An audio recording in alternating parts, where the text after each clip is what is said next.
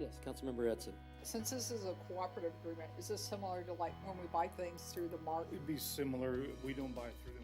We moved to Lee Summit right before we had our third child, and we ended up raising all 4 of our children here. And it's been just such a great place to raise kids.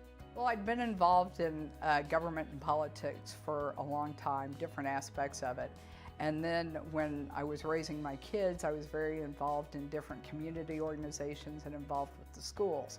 And as my kids got older, and I saw them and their friends starting to leave the community, I realized that there were some things that needed to be done in order to attract younger people back to Lee Summit, and I wanted to be part of that conversation. We need to work on economic development and keep trying to get more jobs here that pay well so that they will attract our kids. We have this great school system that we're all paying for, and yet our kids graduate and leave. We need to work with the school districts and with the businesses to create an environment that keeps our kids here. We have a great community with great housing, but we also don't have enough housing that is attainable for middle class. People who are just starting in the workforce can't afford to buy a house here at this point in time. If you take your average firefighter and your teacher and they're married, it's very hard for them to buy a house in Lee Summit. So some of my priorities when I ran were economic development, attainable housing, and public safety. When I ran 6 years ago, our police officers and our firefighters were some of the worst paid public safety folks in the metro area. And in the past 6 years, we've done a great job of getting their pay up, getting their benefits up, and now there will be a public safety tax, which will be a game changer for Lee Summit. It will help us to attract and retain new talent for the coming years. All communities are having a hard time recruiting and retaining police and firefighters. So if we can be a place that they want to come and is desirable, it's going to be great for the 19, and then things happened. So now we're back to doing them. So I'm glad you all came tonight. If you need restrooms, they are out the hallway straight back. Please get some refreshments, as no one on city staff wants to take them back to City Hall. For those of you who live in the district, we got the refreshments from Price Chopper up in Woods Chapel because we wanted to support our local businesses, and they've been a very good community partner. Tonight what we're going to do is, I'm going to turn it over to Bethel here in a few minutes, but we're going to have some great presentations from the staff about things coming in Lee Summit. These include the Market Plaza downtown and Farmers Market, some new businesses that are opening up in the new side of town, some new parks updates, and all the improvements they're making to our parks. If you look around the room, before I turn it over, these are architectural drawings of the Farmers Market and Market Plaza that's going to be built downtown. And we have an amazing video to show you tonight. So after we do the staff presentations, we're going to take a really short break, and we have staff experts in the room. They will set up around the room, so if you have questions about streets, curbs, sewer, water, specific questions, public safety will also be here. There will be staff members to talk to you directly, and Beto and I will also be here to answer questions for you. So now I'm going to turn it over to Beto.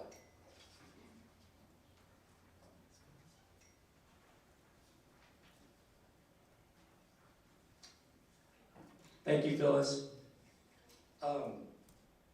Like Phyllis already said, welcome to everybody.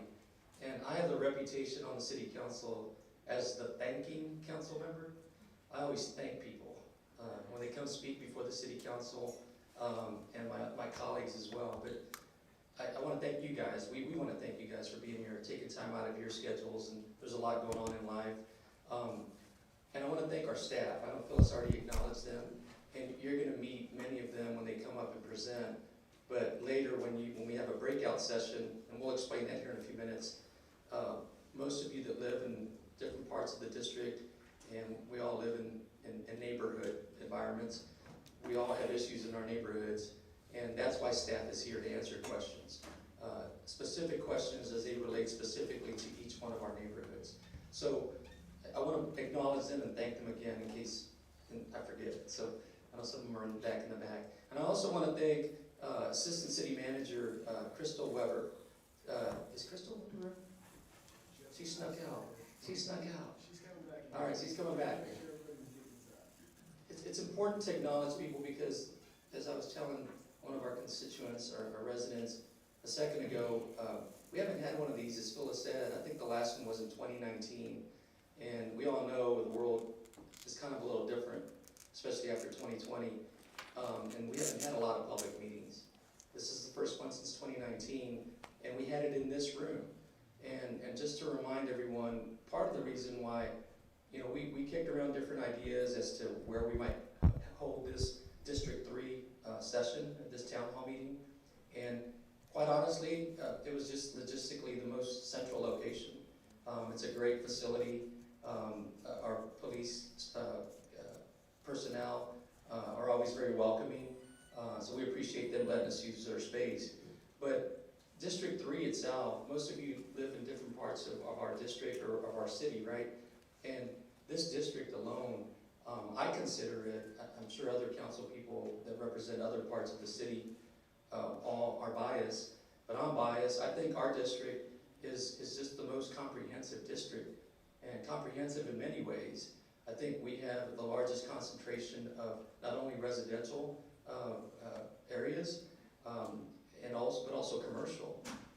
We have some of the key economic engines that help generate taxes for our city, such as, you know, the Lakewood area. We have the Lakewood Business Center. The airport is in our district, and a lot of the retail businesses around this corridor on Douglas is all within our district. And if you go a little further south on Chipman and you go west, we have all of those retail centers over towards 50 Highway.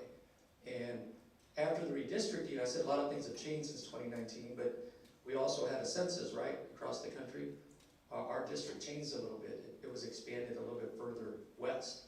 So we picked up neighborhoods like Bentry neighborhood. I don't know if we have any Bentry residents here tonight. We do. We have Mr. Snuck, who you will hear from here later. I know there's an HOA meeting tonight in the Bentry neighborhood, so you can still make it. I think it starts at 7. So I'll tell him you'll be late. But that's a large territory. It's a large area, geographic area, and there's a lot of different dynamics. And I know Phyllis and I are just honored to represent you all of you. We hear from a lot of you, mainly when there's issues in the neighborhoods, and that's why we're here. We're here to advocate for all of us. We're all residents, you know, every one of us. Phyllis and I are a resident just like you all. And so we hear from our own next door neighbors often about things. But a lot of times we don't hear about all the positive things that are going on in the community. And that's why our staff is here tonight. As Phyllis said, we have some presentations that I think will really blow you away. I'll go ahead and say that regarding specifically like the Downtown Market Plaza. I think it's very impressive how our community continues to, we work really hard as a council and the mayor and our staff to continue to make this just an amazing quality of life. And I think that's why we've all chosen to live here. And you know, my wife Vanessa back there, we chose to live here 27 years ago. And we raised our daughters in Lee Summit. And probably for many of the same reasons that you all chose to live here. I know we have a lot of people that are generational families that have lived in Lee Summit, but there's a lot of new transplants, such as my wife and I. And it's a choice. We choose to live here. And we love the public safety aspects. We love the amenities like our park systems. And now we're kind of changing our tax base. I know tax assessments kind of been on all of our minds here the last few months, which we at the city technically are not directly involved with what's going on with the county, but we do our best to make sure we do protect us within our city limits and are good stewards of our tax generation, our tax revenue, and that it's used appropriately. And our staff are the ones that execute this every day. So public safety is a big deal. So I also want to acknowledge Councilmember Edson. I know we're just getting started, but she's been a teammate of mine for, this is our 5th year working together. She is in her final term of her council role, and like I said, this is my 2nd term as well, but she has been very helpful to me as I don't know anyone on the council that I've served with in the last 5.5 years that has been a stronger advocate for public safety in our community and our neighborhoods.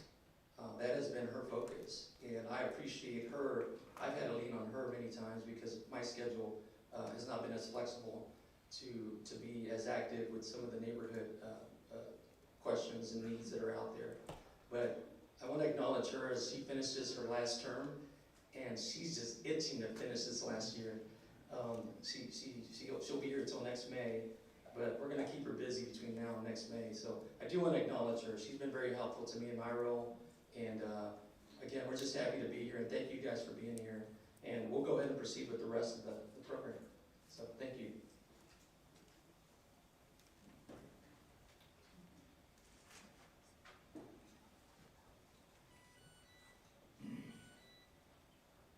Wow, those were really nice words. Nobody's ever been that nice to me on council before. Thank you, Bethel. Now I'm going to introduce Assistant City Manager Ryan Elam, who's going to talk about the Downtown Farmers Market and Market Plaza. Thank you very much. Good evening, everybody. As Councilmember Edson said, my name is Ryan Elam. I am one of the Assistant City Managers here for the City of Lee Summit. I have been a resident of Lee Summit my entire life.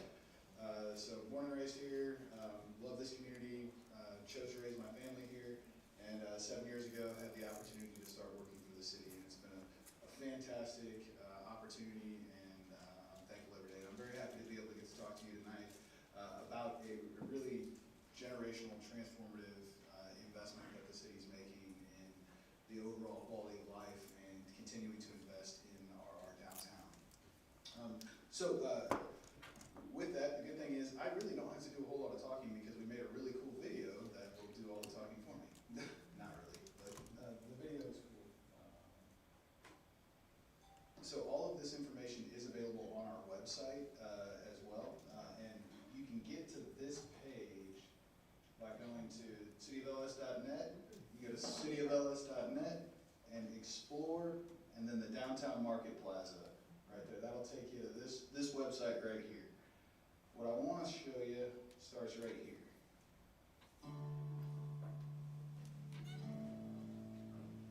So I'm going to talk a little bit over this video as it gets going, but this is a project in downtown that's been about a decade in the making. And you can see right here, we're coming up behind City Hall, if you will, and you'll see what it's going to look like here by the end of 2025. The large building right there in the lower half is the farmer's market with an outdoor canopy. This area right through here, that's Green Street right now. That's going to be closed off and converted into a fully pedestrian plaza. A lot of different landscaping elements and a lot of different areas for public art to be incorporated throughout the entire project. You can see some examples of those areas over here. A lot of different spaces for different types of programming and activities to occur throughout. And now you're starting to get the first glimpse of what the farmers market will generally look like. This will be the main entrance into the indoor market. The market itself is a little over 17,000 square feet. It's got space for 50 stalls, so 50 farmers market vendors will be able to be inside. Each one of these garage doors are able to be opened up and expand that space to be an indoor-outdoor space for most of the prime market time, and to be underneath this canopy in the outdoor performance area.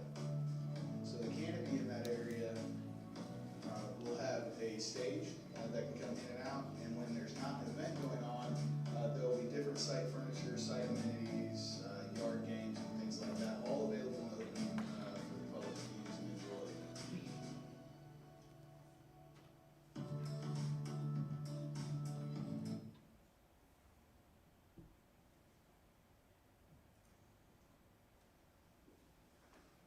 So you can see there's a number of different uses being proposed with this project as well. This box here, that's going to be a private investment of a 2-story restaurant concept. This box right here is another private investment that is looking to be some form of a boutique hotel. And then this pad over here is potential for future multifamily use. All of this is related to continuing the downtown master plan, continuing to invest in the quality of life in Lee Summit, and providing as great of an outdoor public space as we can. There's a lot more that I can talk about on this project. I'll be around if anybody's got any questions, wants to get a closer look at any of the plans, ask specific questions and everything like that. I'll be around. I'll be up in this general area near the boards and happy to answer any questions that you may have. But thank you for your time.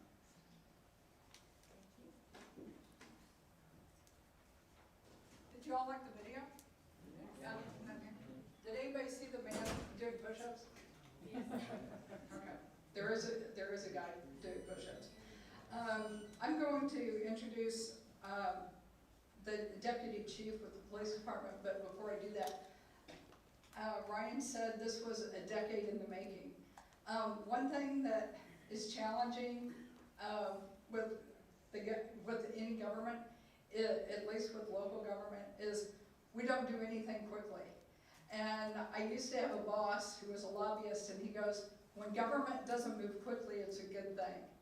And it actually is a good thing. It's frustrating as all get out, but it's well thought out when we don't move quickly. And I think that is a perfect example. If this is going quicker, we would not have the quality project that we're going to bring.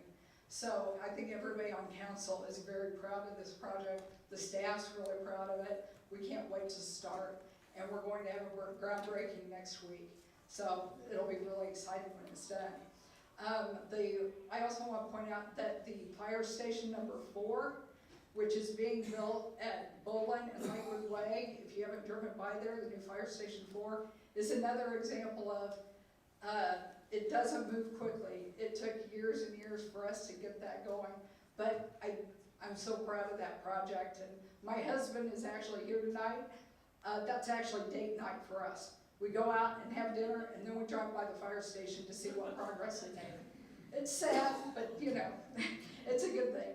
Now I want to introduce Deputy Chief John Bunker, who's going to talk about PD SNAP program and how to cut down on crime in Lee Summit. Thank you. Welcome, everybody. It's going to be hard to follow that project. That's a classy project that has been in the making for a long time. But thanks for coming. I'm John Bunker. I am also, I think you're going to see a theme, but I'm a lifelong resident as well. I grew up here. I went to school here.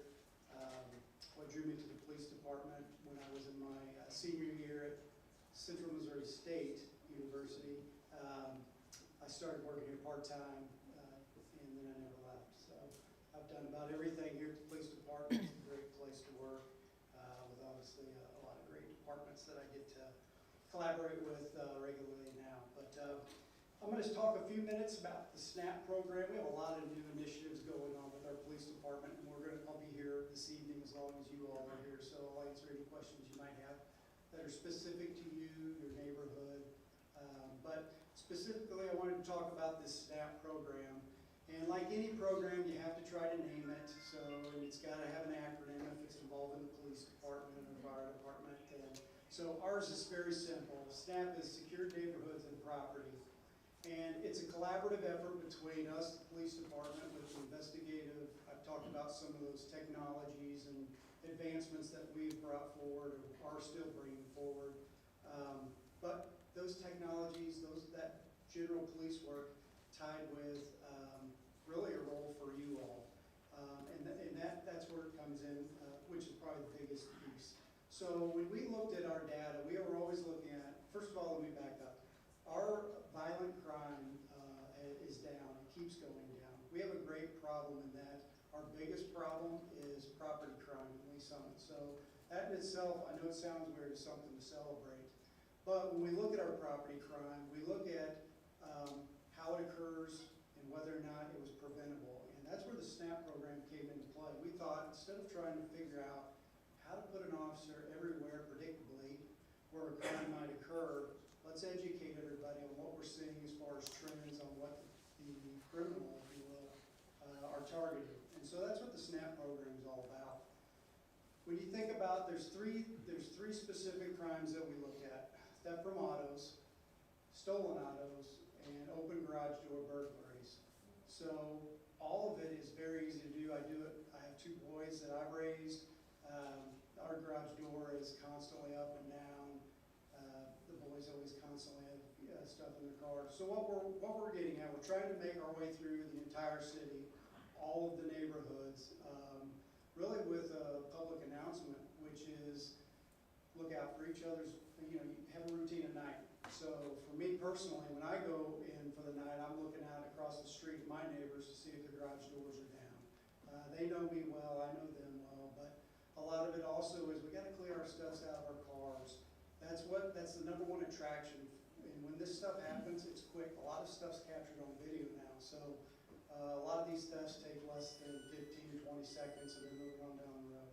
So when you think about, I'm just running in quick maybe to a convenience store, or maybe I'm going to one of the great parks, the dog park, for example, might just leave my purse. That's the kind of things we want to be aware of and help each other be aware of. So that's SNAP in a nutshell. To talk about some of the investigative pieces that we're doing, we have recently kind of joined the drone world, if you will. As far as police work, it's really force multiplied for us. I'll give you an example how that's used. So at night we might get a call to a neighborhood where there is suspicious people walking around shaking door handles. That's pretty common for us. We can get there. The initial officer is getting there now, and we have the ability to put a drone up. And what that drone has the capabilities, like FLIR, if you've heard of FLIR, the helicopters, but we can see the heat patterns, and instead of trying to just drive up and down streets and kind of blindly searching, this drone can map that out for us pretty quick. So great technology. Fixed license plate readers. Again, at night, our town closes down. There's very few people out and about, so people that are out and about, that makes life a little bit easier if we have some of the license plate technology to go back and investigate with. But those are a couple of the quick hits on the investigative pieces. I'll turn this, Phyllis, you want to turn back over to you? Want me to introduce? Yeah, I'll Oh, okay, so we'll be here all night to answer questions as long as you all want.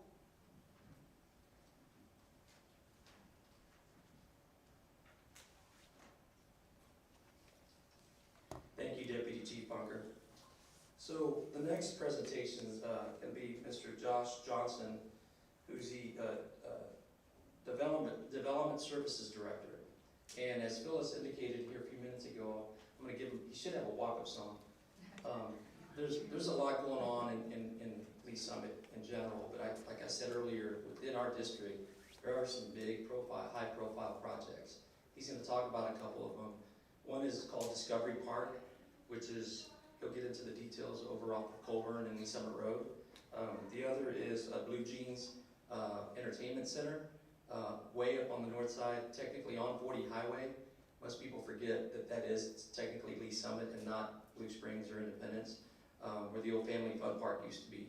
There's a similar to Top Golf type project that's going to happen on that property. And then lastly, another kind of sports recreation type facility just north of here, off of Independence and Colburn, in that area, Todd George. There's a D-bats, an indoor hitting and sports facility also for recreation for youth and sports development. So he'll get into the weeds, and again, thank you, Josh. Thanks for the introduction, Councilmember Lopez. I'm going to start on Josh Johnson. I'm the Director of Development Services. Can everybody hear me okay? Yes. I'm getting some Yes. no's. Okay. Can you hear me now? I've got a short presentation for you just about some projects in District 3. As Mayor Pro Tem Lopez said, with with the census, the boundaries of the districts changed in 2021. And I want to show you 3 projects in your district. One's way up north, one's right by here, and then one's right along Colburn and 470. That's not hooked up. So one thing I want to talk about with development services before I launch into this presentation, we review and inspect private property projects. It could be a McDonald's, a subdivision, an office building, all sorts of things, but private development projects kind of flow through development services. If you're not sure what something is, we do have a lot of website resources so you can find the project, but don't hesitate to just call us, and we can answer that question for you. We also have within our department neighborhood services, and they work on property maintenance. So if somebody's grass is too tall, we'll try to talk to them and see if we can get that taken care of. Things like peeling paint and unlicensed autos, things of that nature. Those are all common things we deal with. And you can also, if you've got a concern on one of those issues, you can use the city's application, see Click Fix, and you can log those cases there.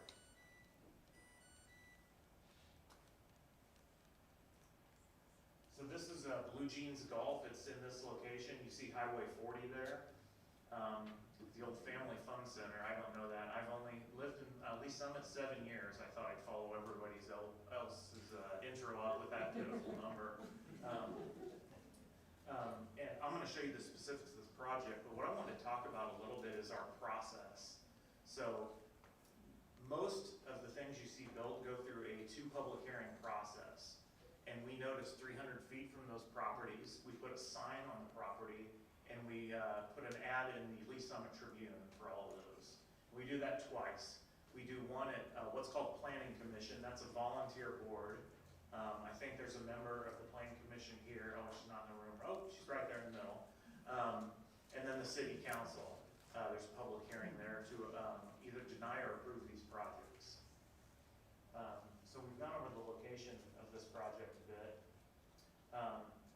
This is a golf driving range and kind of I'll call it a family fun center. There's food offered there and a bar.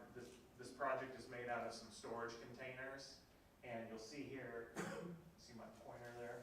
That on the left, those are where you're driving the golf balls from. So that's what that project is up there on Highway 40. I think people forget that's in Lee Summit, but also it's in District 3. So the next project I want to highlight, as Mayor Pro Tem said, just north of here, off Town Center and Independence. It's a storage facility and then an indoor field house operation. It's called DBAT, and I believe it's baseball focused. This is the site plan for the overall project. You can see here, these are storage units here, and this is this DBAT facility. Storage units aren't really of note. I don't have an interior photo of those, but I've got this image of the DBAT facility. So there you can see batting cages. And that's mostly what that is. This is a large mixed-use project called Discovery Park. This site plan shows the overall project.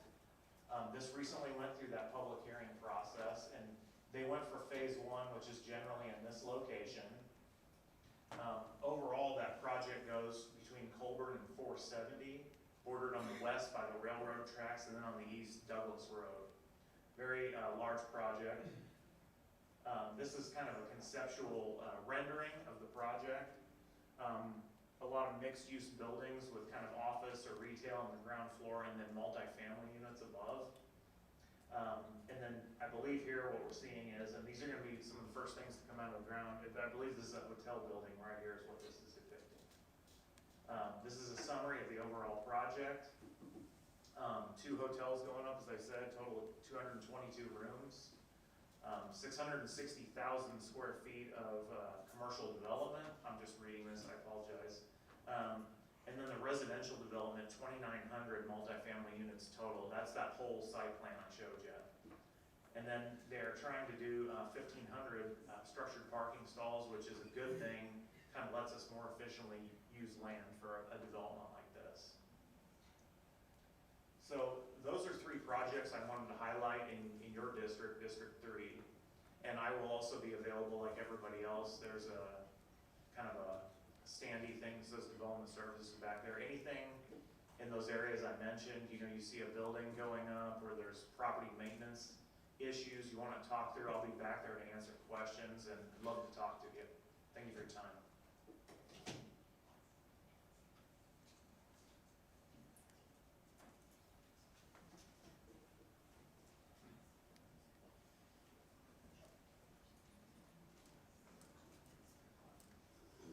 And kind of to close us out is Joe Snook, the Parks Director, and he's going to talk about some of the things the Parks Department's been doing to improve the parks and what they have planned for the future. All right, well,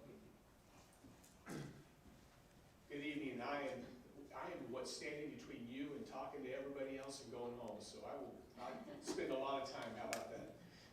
Thank you very much. Joe Snook, Administrator of the Parks and Recreation Department. It's a pleasure to be here. I am a newly added resident to District 3. If you remember the map, my subdivision was mentioned, Big Tree Bluffs, so we are one of those new subdivisions that got added, so glad to be a part of the district. Thank you. And I see one of my neighbors here, so good to see you too. So just a couple of quick updates. We got a lot going on in the Parks Department. We're always very busy. Just recently, within the last year, if you live in the very northern part of the district, you might be familiar with Veely Park. Veely Park is a neighborhood park, about 20 acres. About 3 years ago, maybe, there was some vandalism. Somebody burned down the playground out there about 3 years ago. That park got moved up on our renovation project list, and I will tell you, it's a wonderful park. If you haven't been there, I encourage you to go. We've got a wonderful walking trail there, but the playground is amazing. There's some outdoor fitness equipment there, and we've also turfed everything. There's a shelter out there that we didn't have a shelter before. We have some lighting in the parking areas. So Veely Park is a park that we just renovated in District 3. One of the projects that the Park Board has approved is the transition of all playground surfacing from our standard mulch to artificial turf.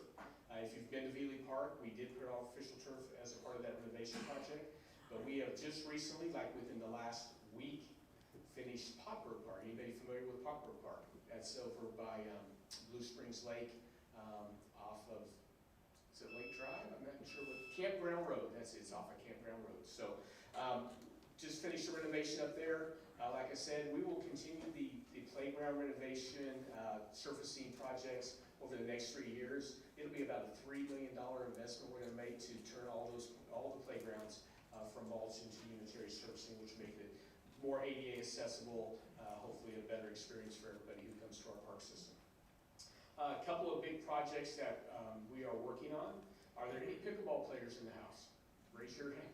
Okay, I see a few hands. There's a lot of pickleball players in Lisa, and we are going to be adding building an outdoor pickleball court complex. Hopefully, we'll be getting work on design before the end of the year. That's my hope. But the complex will consist of probably between 8 and 12 courts. It's all going to be dependent on how far we can stretch our dollars.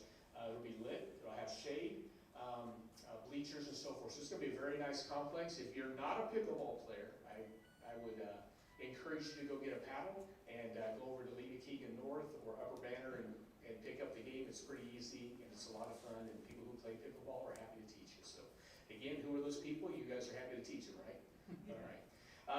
The next big project I want to mention is a field house. This kind of seems to be a theme tonight. It's interesting because when the voters approved our sales tax that started in 2018, the extension, one of the commitments was for us to build a field house. And I think as mentioned, COVID happened, and of course that put slowed us down quite a bit on some of our projects, the field house being one. But what I found interesting over the last 2.5 years, there's been at least 3, maybe 4 field houses that have been proposed to be built in Lee Summit. So there's a lot of field houses going in. A field house could be a lot of different things. The one that was just shown recently is going to be baseball focused. Our field house will probably be about 100 to 120,000 square feet.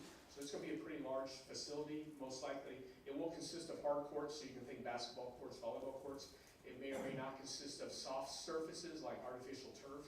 What I do know is we have so many youth sports teams, competitive teams, recreational teams that are looking for practice space. Our programs continue to grow. Our girls basketball program, we're taking registration right now. Last year we had the biggest girls basketball program we've ever had, and we're on pace to exceed that significantly. Our girls volleyball program this fall is as big as it's ever been. It's the biggest one we've ever had, and fall is always our smallest season. So we are seeing a lot of growth in our youth sports also. So we're going to build that field house, which will be a nice addition to the community. The last item I would mention, and this is not a project that we're working on, but most recently, actually last week, I was in Dallas, and our reaccreditation process was approved. And I don't normally talk about this, but I think it's important to mention. Lee Summit Parks and Recreation has been an accredited agency for 20 years. We were one of the first departments in the city to become an accredited agency. And everybody goes, well, what does that mean? Well, what that is validation that we're implementing the best practices of the profession, and our community should be proud of that and know that we are delivering the best parks and recreation services as judged and compared to other departments throughout the country. I just want to put it in perspective. There are over 10,000 parks and recreation agencies in the United States. There are 209 accredited. We're one of those. We're the top 2% in terms of park and recreation agencies in the United States. Put on top of that, we very fortunate to have won the gold medal in 2010. When you look at the number of agencies in the United States that have that designation of being a gold medal winner and an accredited agency, you're looking at probably the top 1% in the United States. I'm very proud of our park and recreation agency. I'm very proud of the people. I'm very proud of our staff. I'm proud of our volunteers, and we have one with us tonight, Mindy Olivar, one of our park board members, and she's been a park board member for several years, but a volunteer. But we have such a wonderful community who gives so much back in so many different ways. But what they give back to the Parks Department through support, through volunteerism, through employment, whether you're a full-time or part-time employee, it's significant, and it helps make us a great Parks and Rec agency that we can turn around and deliver those great services and programs and facilities and special events back to our community. So I'm just going to say thank you to everybody for your support in whatever way you have supported us. I really say thank you for those of you that come out and enjoy the parks and the trails and our special events and our concerts and our youth sports and our everything that we do. Thank you very much. I will also be in the back. I have a table tent up there that says Parks and Rec. I'm happy to answer any questions you have. But with that, I'm closing up. Have a good evening.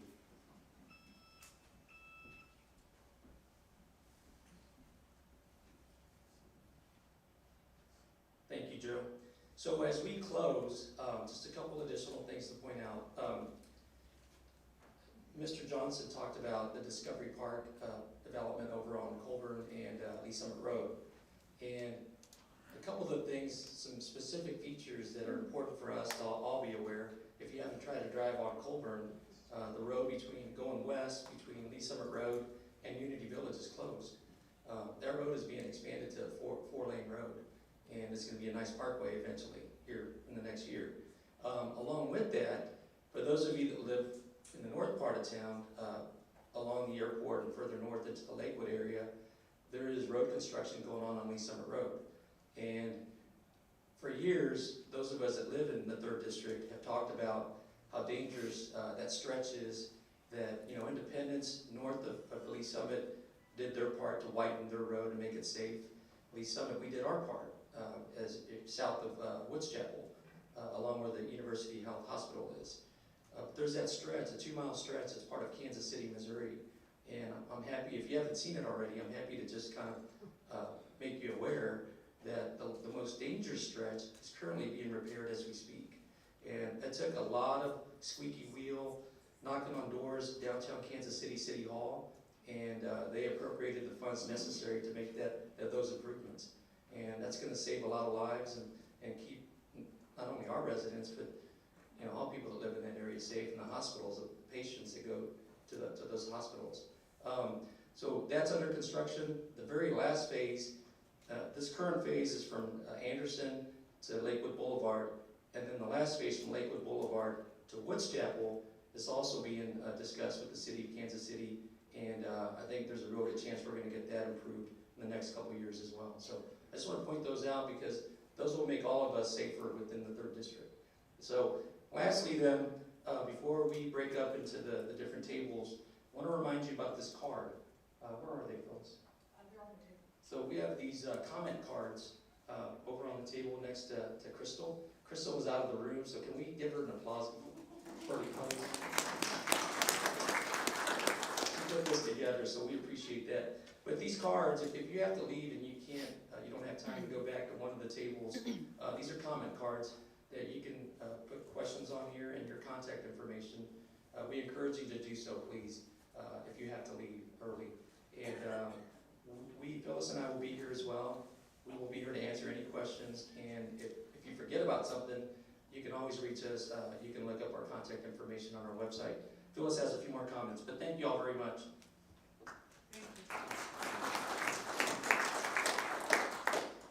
Yeah, Mr. Snook from the Parks Department mentioned that the Parks Department is an accredited agency, which is an enormous feat for them to have.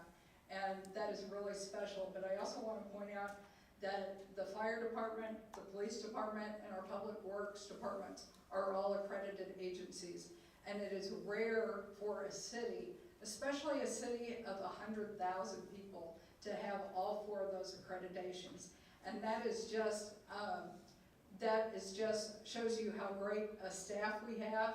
That's a lot of work on their part. But it also shows how great our citizens are, because they're supporting those departments. And without the citizens supporting bond issues and tax issues, they wouldn't be able to have some of those accreditations. So give yourself a hand. That's really great that we have those. As Beto mentioned, it's been a privilege to work with him. I term out at the end of April. I've served 4 years, and it's been an honor and a privilege.